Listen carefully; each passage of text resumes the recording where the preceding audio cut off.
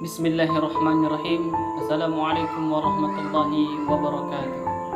Alhamdulillahirabbil alamin. Wassalatu wassalamu ala asyrafil anbiya'i wal mursalin wa ala alihi wa ashabihi rasulillah ajma'in. Subhanaka la ilma lana illa ma 'allamtana innaka antal alimul hakim. Qala rabbi ishrah li sadri wa yassir li amri wahlul 'uqdatam min lisani yafqahu qawli. Amma ba'd.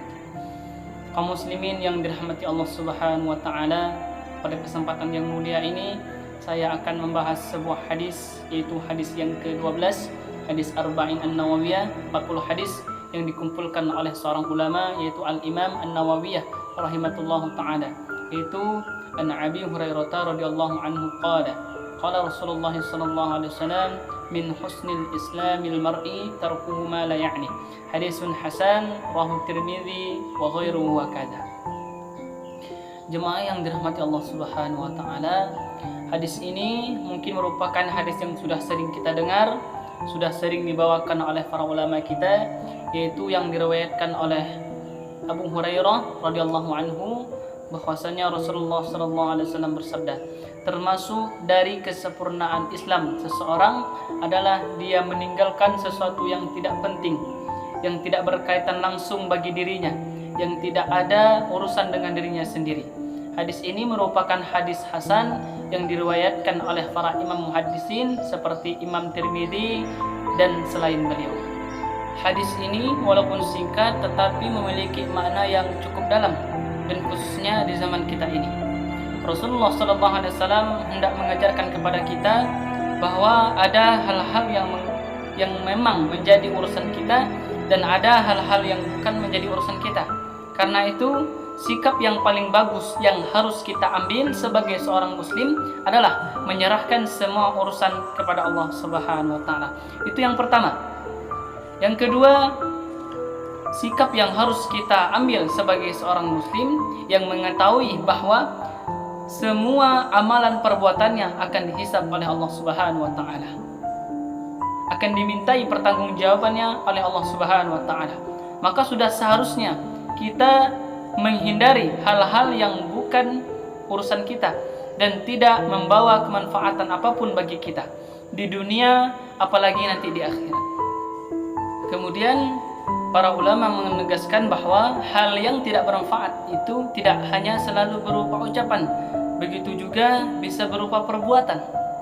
Seseorang bisa melakukan hal-hal yang tidak berdosa, mungkin tidak masuk ke dalam kategori maksiat, tetapi itu mengambil dari umurnya waktu-waktu yang seandainya dia gunakan untuk kebaikan, seandainya dia gunakan untuk ketaatan, itu dapat mendekatkan dia kepada Allah Subhanahu wa taala. Rasulullah sallallahu alaihi wasallam menjelaskan di dalam beberapa hadis bahwa penghuni surga ketika sudah masuk ke dalam surga, mereka bisa menyesal dalam surga itu. Kita akan merasa heran, kenapa penghuni surga sudah masuk ke dalam surga kok masih menyesal juga?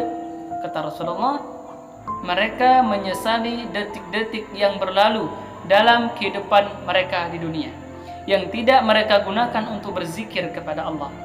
Karena mereka tahu jika seandainya waktu yang berlalu itu, yang berlalu dalam kesia-siaan itu, mereka isi dengan kebaikan, mereka isi dengan ketaatan, mereka isi dengan zikrullah, maka mereka akan mendapatkan derajat yang jauh lebih tinggi lagi di surganya Allah Subhanahu wa taala. Tapi karena mereka tidak berhasil memanfaatkan itu, akhirnya mereka harus menerima derajat yang mereka dapatkan saat itu di dalam surganya Allah Subhanahu wa taala. Jemaah yang dirahmati Allah Subhanahu wa taala, maka dari itu mari kita benar-benar memperhatikan semua gerak-gerik kita, benar-benar kita memperhatikan semua ucapan yang kita lakukan. Karena itu semua akan dipertanggungjawabkan nanti di hadapan Allah Subhanahu wa taala. Dan tentunya akan lebih tenang hidup kita seandainya kita tidak banyak mengurusi urusan yang bukan menjadi urusan kita. Maka dengan seperti itu, hidup kita akan lebih bersih, kehidupan kita jauh lebih tenang, maka teruslah senantiasa perbaiki keislaman kita, teruslah mengevaluasi diri kita, maka dengan seperti itu keislaman kita jauh lebih berkualitas di sisi Allah Subhanahu wa taala. Semoga bermanfaat. Barakallahu fikum. Wassalamualaikum warahmatullahi wabarakatuh.